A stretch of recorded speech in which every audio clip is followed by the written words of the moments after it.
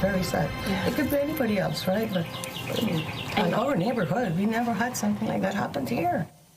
Shock, sadness, and anger in a Pickering neighborhood. An elderly woman killed in a random and violent attack. A 14-year-old boy arrested and charged. What we're learning about the victim and the terrifying string of events that unfolded yesterday afternoon. Good afternoon. The teenage suspect appeared in court this morning, charged with first-degree murder. This is neighbors share details about the victim, an elderly woman who was gardening when police say she was killed in an unprovoked attack. CTV's Mike Walker joins us live from Lynn Heights Drive in Pickering with the latest. Mike. Well, Natalie and Sean, all morning people have been stopping by the scene here to lay flowers. The community is really in shock and are grieving. And at this point, police say they are still trying to determine the motive. A grieving community grappling with the unthinkable, leaving flowers at the Pickering home where a senior was stabbed to death in what police called an unprovoked attack. I'm really shocked. I can't really express my feelings, but I'm living like 8 years here in Pickering.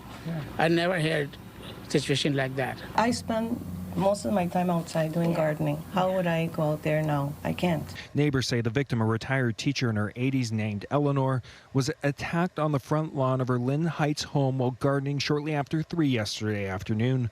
Some neighbors say they saw the suspect shortly before the attack happened. Very skinny person with this long trench coat. At this time of the year. He really stood out to you? Oh my God, right away. We don't see that in Pickering. Yeah. I saw him actually before it happened, just right here in front of the house. The suspect fled on foot, prompting a citywide response. An emergency alert was issued telling residents to shelter in place during the manhunt. The city also shuttering its facilities. Hours later, police arrested a 14-year-old boy who has now been charged with first-degree murder. After a brief interaction, the suspect stabbed the female in a sadistic and cowardly unprovoked attack that was captured on video. The motive isn't clear. Investigators believe the victim and suspect didn't know each other. It's just unnerving to know that you're so close to where you are that something like this happened. A community heartbroken, left asking how could something like this happen? Now, the 14-year-old suspect's identity is protected by the Youth Criminal Justice Act, and as we mentioned off the top, he did appear briefly in court. We are also learning that a community vigil is being planned this evening for the victim. Reporting live in Pickering, I'm Mike Walker. Sean, back to you. Thanks, Mike. Peel police have made an arrest following a violent incident in Mississauga. Police say they were called to a business on Tranmere Drive near Derry and Bramley Roads around 6:30 yesterday evening for a disturbance. They found 2 men in their 20s. Both had been stabbed. They were rushed to a trauma center, and their injuries are now considered non-life-threatening. A man in his 20s is facing 2 counts of assault with a weapon. To Queen's Park next, where Premier Doug Ford is set to meet with the Canada-U.S. Trade Council this afternoon. It comes amid a trade war and the ongoing tariff threats from the U.S. CTV's Queen's Park Bureau Chief Siobhan Morris joins us live with more. Siobhan? Well, that meeting is supposed to get going in earnest in about 30 minutes' time. We caught up with the Premier on his way into his office, and he says he's looking forward to a productive meeting with lots of industry players at the table. He has, though, been talking in recent days about protecting Ontario, a message that he first launched back during the election campaign, and that includes a new bill on the education front. The Minister of Education is giving himself sweeping new powers over school boards and leaving the door open to eliminating trustees altogether. I don't need them to give me advice on global affairs. What I need them to do is put money into classrooms. This new bill forces schools to take on uniformed officers in their halls if the local police service offers a program, and it gives the minister naming rights for schools. Paul Calandra singled out the TDSB in particular. They have wasted thousands of dollars trying to ascertain whether they should change the name of 3 schools, whereas at the exact same time, they're telling me that they have to maybe close school pools down, or they have to fire teachers. There are moves for colleges and universities, too, including on the admissions process. We would take the mystery out of applying to post-secondary education, ensuring students know exactly what they need to begin achieving their full potential at a college or university. The ministry is already consulting with post-secondary institutions on funding. Colleges and universities have been slashing programs under a reduced number of international students and a tuition freeze. The minister also wants to take time to talk about the fees students pay. So that we understand which ancillary fees are critical for the student education, as well as ones that can be opted out of. Children's aid societies are already under review, but this legislation has measures aimed at that sector too. Proposing to strengthen the accountability of children's aid societies by increasing oversight of their financial decision-making and by improving the transparency and consistency of the bylaws that govern them. And requiring agencies to post their meeting minutes online. That legislation isn't expected to pass until the fall. Today, again, the focus is on trade and tariffs with that meeting between Doug Ford and the U.S.-Canada Trade Council. That meeting starting around 12:30, and we do anticipate hearing from the Premier and some members of that council around 1:30 this afternoon. Reporting live from Queen's Park, I'm Siobhan Morris. Natalie, back to you. Okay, thank you, Siobhan. And provincial politicians will be getting a significant pay raise as part of legislation introduced and passed yesterday. All MPPs are getting an increase of nearly $41,000, bringing their salaries to just over $157,000. Premier Doug Ford will see a $73,000 pay hike to just over $282,000, while opposition leader Marit Stiles will earn more than $244,000. Cabinet ministers will also get nearly $58,000 more. MPP salaries had been frozen since 2009. It's fair and reasonable. It'll be at 75% of the federal compensation. It's still less than a Toronto City Councillor will be paid or a Mississauga City Councillor. And we're going to work tirelessly each and every day, sometimes in different ways, to help all Ontarians. MPPs will also now be able to join and contribute to Ontario's public service pension plan for the first time since 1995. Toronto's mayor is in the nation's capital for the Federation of Canadian Municipalities Conference. Olivia Chow says she had a conversation with Prime Minister Mark Carney about getting more affordable housing built. I said to the Prime Minister that I've waited for several decades to finally see a government that are coming back to building housing. We see President of the FCM also nodding.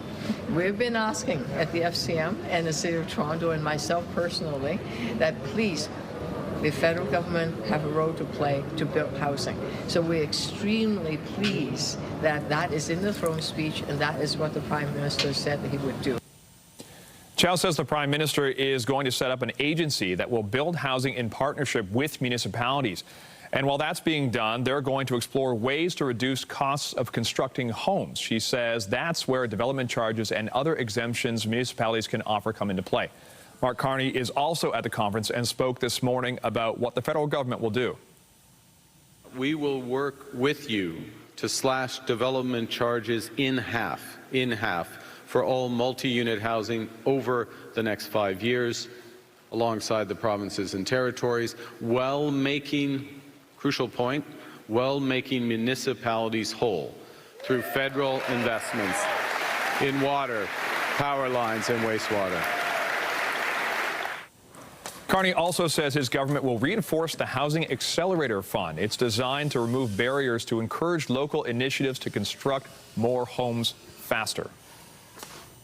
Still to come on CTV News at noon, more evacuations and another province declares a state of emergency. The latest on the wildfires sweeping across the prairies and why officials are bracing for things to get worse. More news in a moment, but first, here's a live look at the city this afternoon. It appears to be clear right now, and it's getting warmer as we look at BMO Field, looking onto the lakeshore. Let's take a look at the satellite radar. You can see some showers in northern Ontario into the west of the city right now, but it remains to be clear here for the time being as we go to the current conditions at Pearson Airport in the Toronto Islands. 16 degrees at the islands, and Pearson Airport a little bit warmer at 21 degrees, but you can see there's that green in the northwest working its way towards us as we look towards those conditions right now. 19 in Hamilton around the region, 20 in London, 23 in Niagara Falls. That appears to be the high in the area. Warm in Peterborough at 20, and much of the rest of the GTA or around the province is in the high teens. Now, the current winds are moving through from the west at 17 kilometers per hour in the GTA, a little bit calmer around London at 9 kilometers per hour, 19 kilometers per hour out in Windsor. And if we look at today at a glance, it could be as high as 24 degrees, but there is a 30% chance of showers. And the winds will continue to come out of the west. Sunset tonight. The days are getting longer, 8:50 p.m. Well, we turn now to the wildfires burning in the prairies, where hot, dry weather is forecast. Crews are hoping for some rain today as they battle blazes that have forced thousands of people from their homes. In the days ahead, and this is our fear and why we're here today, as we think in 2 and 4 and 6 days we're going to be in a more challenging situation than we are today. Saskatchewan and Manitoba have declared province-wide states of emergency. Most of the fires are located in rural communities in remote northern regions. Wildfires are also burning in Alberta, but it has been comparatively better off so far, at least.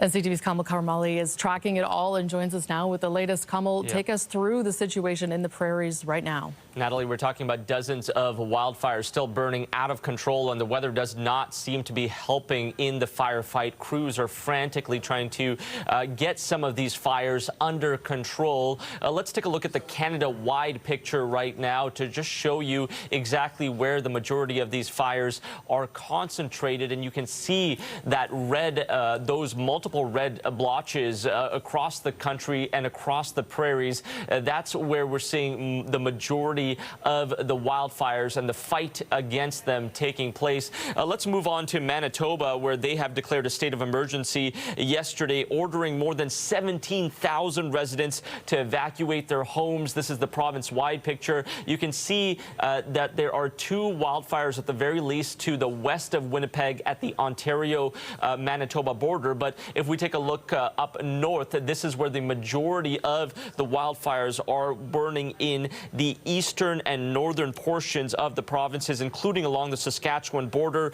The evacuations largely from northern First Nations communities. Indigenous leaders have accused the federal and provincial governments of poor communication and slow responses. Having a look one province over in Saskatchewan here, their website says 16 wildfires are currently active. All 16 have resulted in evacuation, and about half of those are currently listed as not contained. We know about 15 communities have been evacuated so far, according to the Premier, and dozens of structures have been lost. That province also declaring a state of emergency. And then finally, Alberta. 28 wildfires listed as out of control right now, most of them in northern Alberta. Another 19 are still burning but considered under control. That province has yet to declare a state of emergency, but the evacuation orders are growing in Alberta. Hundreds of people have been told to leave their homes overnight and into Thursday morning. Have a listen to what some of the evacuees in Manitoba had to say. I kind of felt misplaced driving here, thinking, where are we going to be put and what is going to happen next, I don't even know what's in my purse or in my backpack that I have right now. I don't even know if I was able to bring my toothbrush and toothpaste. What are we going to do? There's lots of worries in the communities all over. One wildfire burning in northeast BC, but also the Northwest Territories and Yukon Territory unscathed as they are dealing with wildfires as well. Wow, and Kamal, what about help being offered by the other provinces and Ottawa right now? Yeah, as you can imagine, those provinces and their premiers really asking other provinces to chip in, step in, as well as asking Ottawa for help. So we know Nova Scotia and PEI have sent some resources, including a water bomber or 2 from Quebec as well. We know Nova Scotia sent in roughly 24 firefighters, crews to help Saskatchewan in that firefight. And we heard from the Minister of Emergency Management in Ottawa this morning saying that they have approved assistance to help the government of Manitoba. So a couple of assistance being sent there in those 2 provinces, and they are hoping more help is to come. Back over to you. Okay, thank you, CTV's Kamal Karamali with the latest on the wildfires. Thank you. You're welcome. Well, Canada's gross domestic product in the first quarter of this year was up by 0.5%. It's a large part a result of the impact of those U.S. tariffs. Now, that's in comparison to a 0.6% increase in the fourth quarter of last year. Mining, quarrying, and oil and gas extraction were among the main drivers of GDP growth in Q1. Manufacturing saw an upturn for the first time since the first quarter of 2023. It points to businesses wanting to get ahead of the looming tariff dispute with the United States. And for more on this, we're joined now by CTV's Jeremy Sharon. Jeremy, so what do these numbers indicate? Well, Sean, as you pointed to, look, there's kind of an asterisk here to these positive numbers in GDP growth due to the fact that this is deliberate business behavior trying to, as you say, get ahead of the tariffs, create as much runway as possible so that they can delay the impacts of these tariffs. You talk about exports being way up, the export of Canadian goods, any business that deals in the exports of Canadian goods doing as much business as possible prior to the imposition of any of these tariffs. Imports were up as well. And we're even seeing businesses, that are consumer-facing take action on things like this. I think of things like car dealerships that are bringing in as much inventory as possible to be able to sell that inventory at what they're calling, pre-tariff prices. We're seeing that a lot. Businesses trying to do everything they can to avoid the impacts of these tariffs as long as they possibly can. The downside here is that while it boosted economic growth in this first quarter, it is likely to do the opposite through the rest of the fiscal year as businesses who have done everything they can to try and help themselves early on here will have to deal with the realities and the consequences of these tariffs being imposed, some of them already dealing with some of these impacts. So, there is certainly an asterisk to what can be looked at on the surface as some positive economic numbers. There are very specific reasons for why we saw numbers outperform what many experts had predicted here in the first quarter. And there had been some hope earlier this week on the tariff front that there was a court ruling in the United States. So where do things stand now with the latest court ruling? Yeah, I mean, look, talk about impact here. The uncertainty is having a huge impact on these businesses, too. On again, off again, on again, off again. What we've seen transpire in the last 48 hours is certainly taking a toll here and is part of the uncertainty that businesses have had to deal with. We saw a trade court earlier this week, basically block Donald Trump's tariffs, saying that they had gone too far. The reasoning for them was not justified and not legal. And then yesterday we saw an appeals court side with the Trump administration and allow the administration to reimpose those tariffs. And so the tariffs are still in place. We're talking about the Liberation Day tariffs, if you will, which is what Donald Trump has called them, tariffs that are imposed across the board on countries around the world. This is going to play out in the courts now. The back and forth will continue. The Trump administration has vowed to take this right to the Supreme Court if need be, and in fact have said that even if they lose in the courts, they will find different means in which to justify the use of these tariffs. This is a trade policy they are sticking with, and they don't seem to be willing to come off of. But the uncertainty, the back and forth, it's impacting markets. It's forcing businesses to react. And as we've seen, in this first quarter, people are preparing for what's to come. Businesses are preparing for what's to come. And so it's already taking a toll on many businesses, and the continued uncertainty certainly doesn't help. Uncertainty seems to be the word. Thank you very much, Jeremy Sherman, joining us from Ottawa today. Anytime. Meanwhile, Conservative leader Pierre Poilievre says his party will vote against the Liberal government's $486 billion spending plan. This week, Mark Carney introduced $500 billion of spending with no budget. The first time that has happened in decades. That Conservatives will vote against this $500 billion of inflationary, irresponsible, out-of-control Liberal spending. The proposed spending plan introduced Tuesday comes after the Carney government announced it would forego tabling a budget until the fall. That decision has been criticized by the Conservatives. Well, there has been no shortage of wet weather this spring in the GTA, and that can be ideal breeding conditions for mosquitoes. So what's the buzz on the outlook for the summer pests? We went to one expert to find out. An unusually wet and cold month of May left more than a few puddles, and when the temperatures heat up, these guys come out.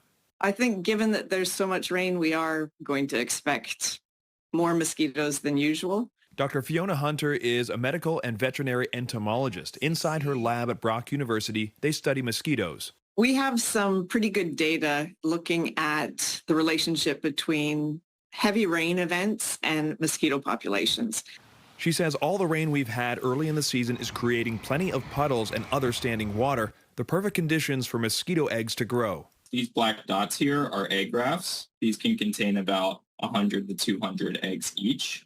But just as the rain has created the water they need, the cooler than usual temperatures can slow mosquito growth. couple hundred in here. The type of mosquitoes that bite humans can go from egg to adult in 3 days if it's hot outside.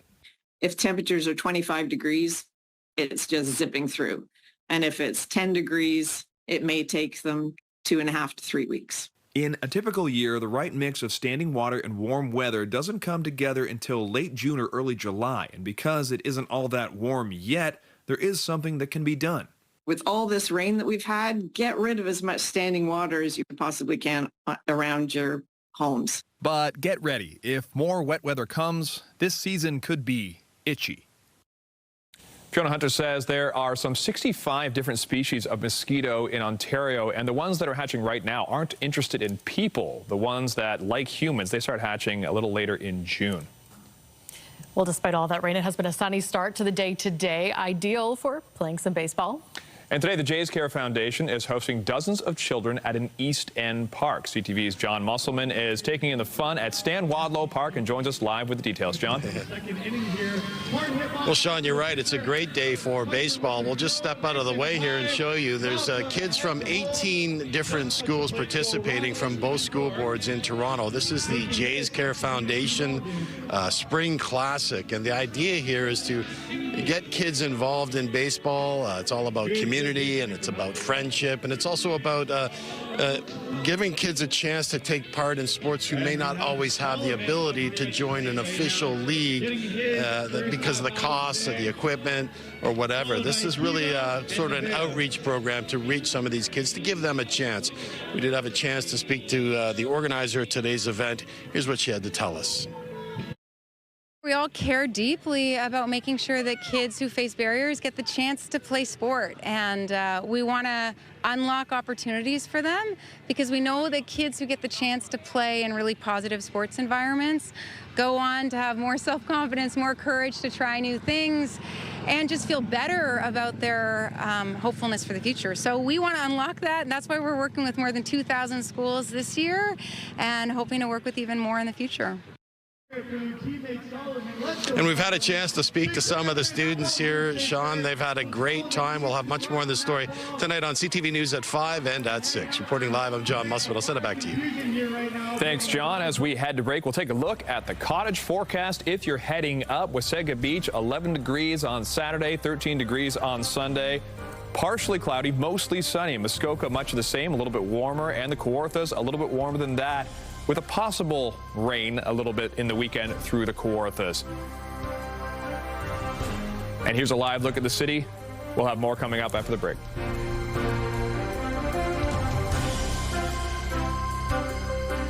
Well, Nathan Phillips Square has been transformed into a rugby pitch today. Rugby in the square is happening outside City Hall. It's a co-ed non-contact flag rugby tournament. Games are battled out between different corporate teams. It's all in an effort to grow the game here in Ontario. The event goes until about 4 o'clock this afternoon, and it's not a bad day to do it, but May hasn't been great, let's be honest here. Well, we've seen a lot of rain. It's good for the garden, good for the grass. It is. I mean, my grass looks terrible, so it wasn't good for my grass. Mine is fantastic. I hear it's good for lawns elsewhere. It is, yeah. I gotta say, mine's good. All right, well, you win the lawn game, but June is just around the corner, and we are looking at a decent summery weekend ahead, like a little on the cool side, but as long as it's sunny, that's all I care about. Yeah, we kind of need this. And let's take a look at the current conditions right now. As we see, it's 21 degrees in the city. That's nothing like we've been dealing with. We've been in the low teens and sometimes single digits in the last couple of weeks. And as you go up to Northern Ontario around Sudbury, it's 15, which is as to be expected. All the way down in Windsor, it's 21 degrees. Now, moving forward here, we've got today's highs. 24 degrees in Toronto. The normals are at 22, so it might be a little bit above normal. Sunny with a 30% chance of showers in and around the region. It's much of the same, very close to our normals, but nothing too hot, nothing too cold. It's actually a pretty good Friday as we move into the weekend. Moving forward, we have tonight's lows could be as low as 14 degrees, close to the normal, around 12, 10 in Waterloo, 13 degrees in Niagara Falls. And then as we move on to the wake-up weather, tomorrow, 12 degrees on Saturday morning. That's not bad if you got to take the kids to sports. Sun-cloud mix with some wind, but no rain in the forecast, which is what we've been dealing with on a lot of days on the weekend lately.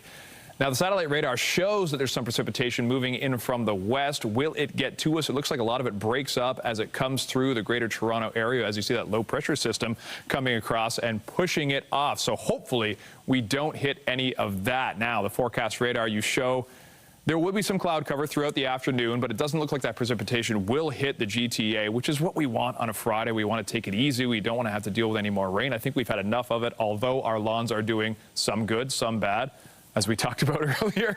Tomorrow at a glance, 17 degrees with a normal 22, a little cooler than we'd want, but it will mostly be sunny. And then as we look at the 7-day forecast, going through the next few days, a lot of sun. If you remember that mosquito story we just had, get out there and remove your standing water while we have a chance, because it will rain next Thursday. But a lot of the temperatures are pretty good as we look to midweek next week, where it's going to warm up to 25, 26 degrees, feeling like summer conditions. All right, and cyclists will be hitting the roads in Toronto for a good cause this weekend. Thousands of riders will take over the DVP and the Gardner for the Bike for Brain Health on Sunday.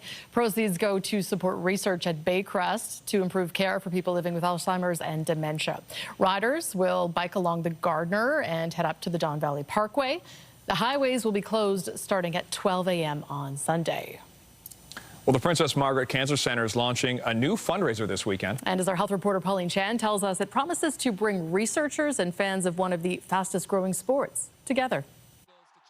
Barbados-born cricketer Carlos Brathwaite has many reasons to support the new Cricket to Conquer Cancer event. My history with my mom with cancer, and obviously it being the intersection of cricket and cancer, it was perfect. She survived her breast cancer, but another person close to Brathwaite didn't. Fellow cricketer Kenroy Williams, who died last year at age 40. On May 31st, I'll be playing for Kenroy, for my mum, for every family that has faced this fight. Brathwaite will be leading a team in Williams' honour at the inaugural Cricket to Conquer Cancer event at Celebration Square in Mississauga. Some 40 teams have already registered, and organisers tell me it will be a less formal style of cricket, something akin to road hockey. There's a big Asian and Caribbean community in Canada, so majority of the players and fans are from Caribbean or Asian ethnic backgrounds. And I think that's why it was important then for the Princess Margaret to use cricket as a sport to reach those backgrounds. The money that we raise through the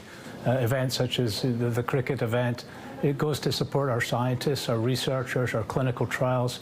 We're very focused on a number of areas, one of which is finding cancers early. Princess Margaret's one of the largest cancer centres in North America and one of the most respected. We have over 700 clinical trials at any one time. We open about 150 new ones every year as new drugs and therapies come along. For those not familiar with cricket, Brathwaite likens it to baseball. So essentially, we're only dealing with two bases, home base, which is the stump at one end, and the other base, which is the non-striker's end, and you have to cross, and that is one run when both batters get in. Still confused? Not to worry. He says come out on Saturday and try cricket yourself while supporting a worthy cause. Pauline Chan, CTV News.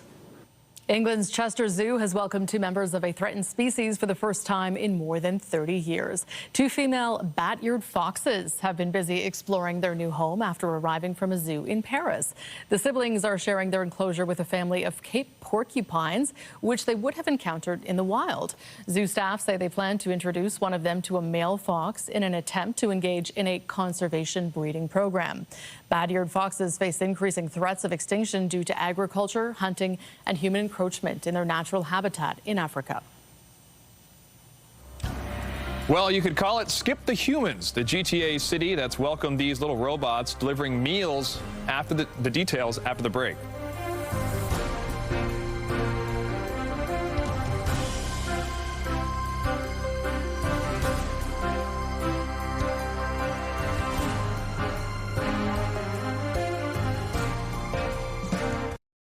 Well, some mechanical marvels have been turning heads recently on the sidewalks of Markham. It's all part of a pilot project by one of Canada's largest food delivery services. CTV's John Ventavelli-Rao explains. There's long been plenty of hype about delivery bots, but rolling around Markham, Ontario, what's hoped to be a permanent option for hungry customers when it comes to their choice of delivery method. Kids have no hesitation. They go up to the robot. We've seen kids hug the robot. They see it like a friendly community member. Sporting a friendly face, 4 of these mechanical marvels are now part of a 3-month pilot involving the company formerly known as Skip the Dishes. The bots can navigate sidewalks, weave around pedestrians, though they still have a human following them just to make sure there aren't any problems. Waiting for his first ever robot food delivery, Siobhan Khan, who used an app on his phone to unlock the lid and take out his lunch. So what did he think? It's a pretty awesome experience, pretty new experience for me as well, and seems like a great innovation. Delivery bots have been tested before and were even banned in Toronto 4 years ago over safety concerns and worries they could be a problem for people with disabilities. But the company behind this latest push, Waterloo-based Real Life Robotics, says in Markham their tests were done with local government approval, a first in Canada. And they think such bots are not only environmentally friendly, but that they could help businesses. You know, in Canada right now, we have entrepreneurship at an all-time low, death of the main street, and you're seeing the cost of operating a business at an all-time high. So we need innovation like this. We need to start taking some bold, ambitious moves if we want to look at recovering our Canadian economy. The robots can carry nearly 60 kilograms at 5 kilometers an hour, and humans at a remote operations center can take over if there's issues.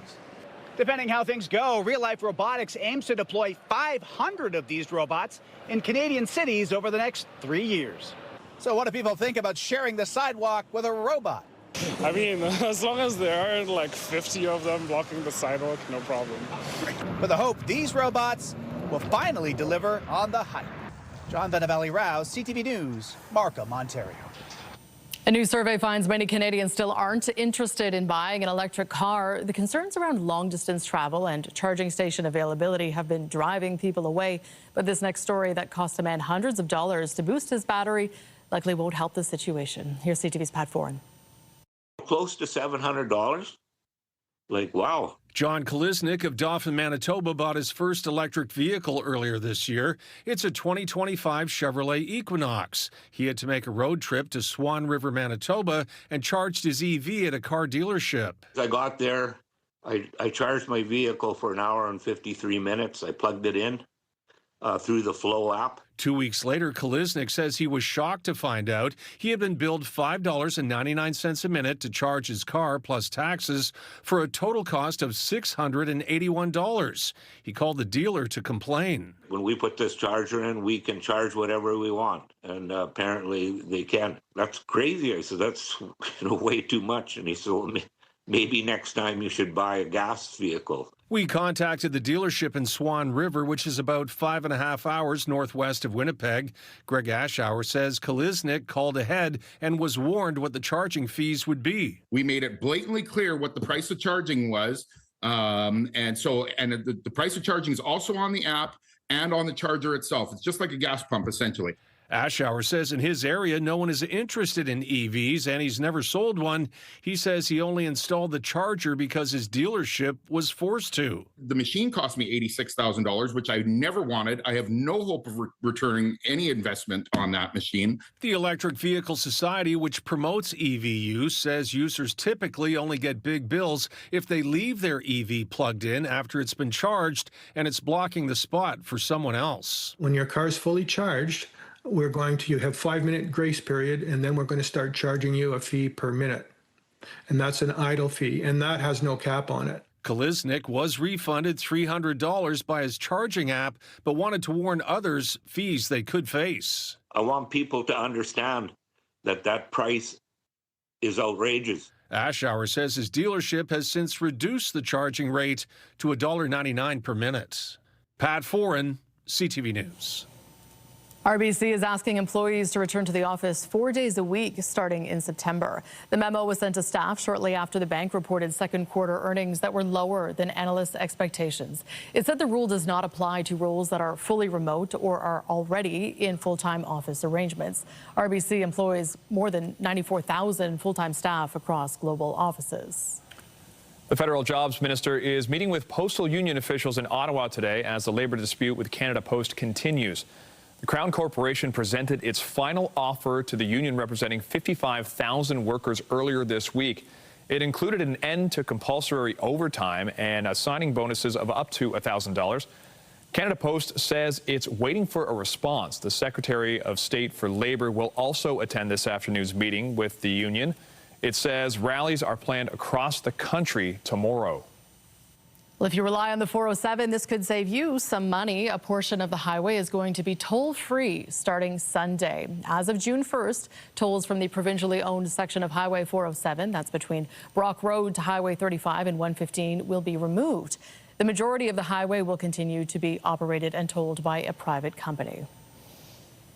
Still to come this hour, one of the survivors of the Humboldt Broncos bus crash premieres a new documentary series that takes viewers inside his journey to return to the ice. We'll take you to the premiere after the break.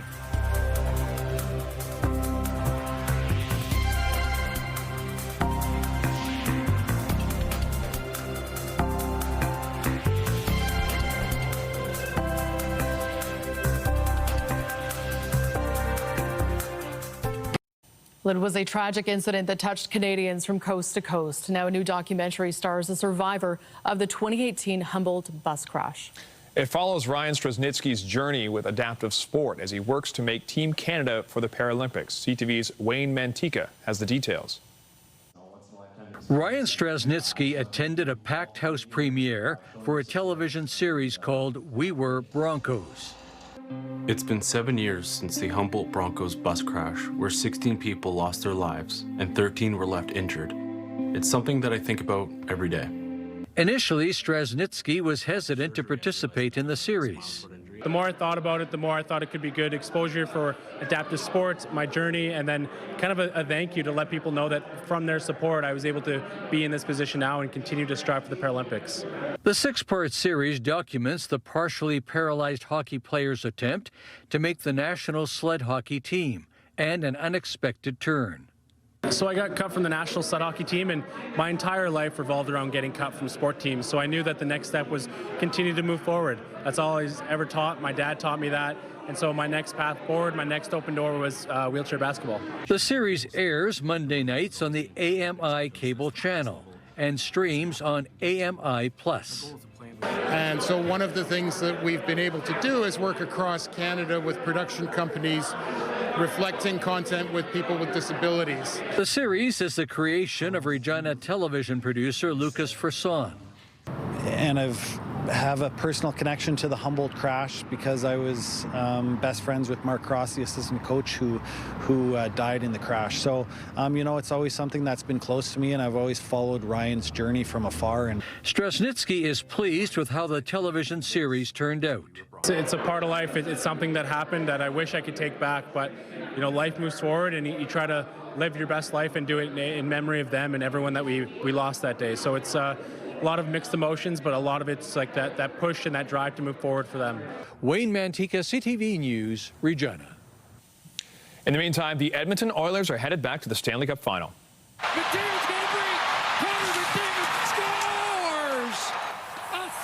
Connor McDavid potted this breakaway goal in the second period to add to the Oilers' lead. He would have finished with 2 points to help push the Edmonton Oilers to a 6-3 victory over the Dallas Stars. The Oilers will look for revenge in the Stanley Cup final after the Florida Panthers defeated Edmonton in 7 games last year. The series kicks off this coming Wednesday. School graduation of his daughter, so he is away for a couple of days as Ernie Clement lifts it, drives it, and hits it out. The Blue Jays will be looking for another win when their series against the Athletics continues tonight. Toronto put up 8 runs yesterday in the second inning, led by Ernie Clement, who kicked off the scoring with a 3-run homer. He would finish the game with a total of 5 RBIs as the Jays defeated the Athletics 12-0. Game time tonight starts 7:07. And Blue Jays slugger Vladimir Guerrero Jr. will receive a special honor ahead of tonight's game.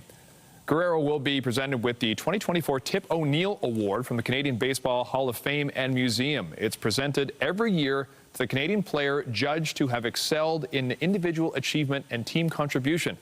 The 26-year-old also took home the honor in 2021 when he topped the Canadian-born MLB players last year in batting average, hits, runs, and doubles, while also recording 30 homers and 103 RBIs. There's a new champion of the Scripps National Spelling Bee, a grade 7 student from Texas, earning the title for his savvy spelling skills. Your word is éclaircissement. Éclaircissement. E-C-L-A-I-R-C-I-S-S-E-M-E-N-T. Éclaircissement. That is correct. 13-year-old Faizan Zaki ousted 8 other accomplished spellers to win the title after finishing as runner-up last year. He was told to take a deep breath before his final word, éclaircissement, but didn't ask a single question before spelling it correctly and collapsing to the stage to celebrate his win. That was a good winning word. That's a French word. That's not even English. Well, coming up, positivity on a pole. How mysterious messages popped up in a Victoria neighborhood 5 years ago, and to this day, nobody seems to know who created it. Turns out it was the work of a unicorn. We explain after the break.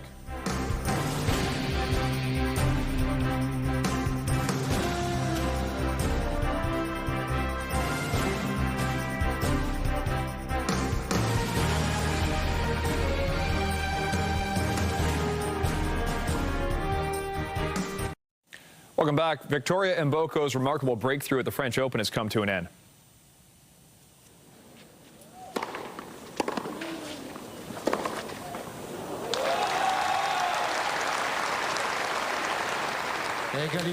The 18-year-old from Toronto lost today in the 3rd round to number 8 seed Chen Wenjiang at Roland Garros. Mboko won 5 straight matches in her Grand Slam main draw debut, and that included 3 in qualifying. She's projected to enter the WTA's top 100 when the tournament ends. Big news for fans of Shawn Mendes. The Canadian singer has announced a North American and European tour. Mendes released this video on YouTube announcing his On the Road Again world tour. The Pickering native will be stopping at 20 cities beginning August 2nd in Kosovo and ending on October 17th in LA. He will be making 3 Canadian stops, including here in Toronto, playing Budweiser Stage on September 28th. A utility pole in Victoria has become a pillar of the community. Its transformation began at the peak of the pandemic and now continues to serve as a canvas for kindness. CTV's Adam Zawatsky explains the motive and magic behind the makeover. When she first approached it, Ellery did a double take. It just kind of popped up out of nowhere. Like finding a flower unexpectedly growing from a crack in the sidewalk. Hearts had suddenly started blossoming on this power pole. It's very nice. It's inspiring. It's covered with all sorts of quotes about hope and kindness. It's nice to have these small moments that make you smile. While the people passing say the pole's been sprouting positivity for a few years now, no one seems to know who created it. I don't know. I've never been able to discover it. But it's a mystery, yes. I don't know. It's a magical neighborhood fairy. Turns out it's someone who just happens to have a magical neighborhood unicorn mask, who'd rather remain anonymous. Because I don't want the credit. I want this to be the community. Because it began, the unicorn says, as a way of cultivating kindness in her community at the start of the pandemic. There was a lonely pole, and I thought, hey, why not put some art on it? So, the unicorn, with the help and inspiration from a family filled with unicorns, started creating a couple positive things to post on the pole, plus an invitation for others to do the same. A spot of lightness in comparison to a lot of bad news and fear. And it's flourished ever since. Countless contributions have come and gone over the years, from the substantial to the silly, created by people of all ages, including Ellery, who was inspired to post some of her favorite poems. There's just something really delightful about one person and then another person adding things to an otherwise boring street corner. Well, Linda makes an effort to visit the pole a few times a week. Something positive that we need right now. Kelly is engaging with the pole for the first time. You are loved. We all need to hear that, eh? Yeah. Although the pole first bloomed during an unprecedented time, its positive impact is proving perennial. Actions like this and messages like this help us to remember you never know the difference a smile can make for someone. Because spreading love and kindness, she says, like spotting a unicorn on the street, feels like magic. It is magic when we are able to connect in those ways. Adam Swatsky, CTV News, Victoria. All right. It's like the masked singer of kindness. There was the shot where she was writing while wearing the mask. That was amazing. Yeah, we'll never know who she is. It's like Pokeroo. Yep. Okay. Well, let's take a look at the city right now. Pretty nice outside as we see the live satellite radar. There is some precipitation moving through the western part of the province, but it looks like it's going to break up as we get through to the GTA. As we look at the evening, it's going to be 18 degrees tonight, relatively clear. That's what we want on a Friday night. The 7-day forecast, lots of sun, some cloud this weekend, but moving into next week, temperatures go way up, so it should be a good one. And that's CTV News at noon. Remember, you can get Toronto's breaking news all day long on CP24 and on our website, ctvnewstoronto.ca. For all of us here at CTV News, thank you for watching. I'm Natalie Johnson. And I'm Sean Leathong. Be sure to join us later with CTV News at 5 and 6.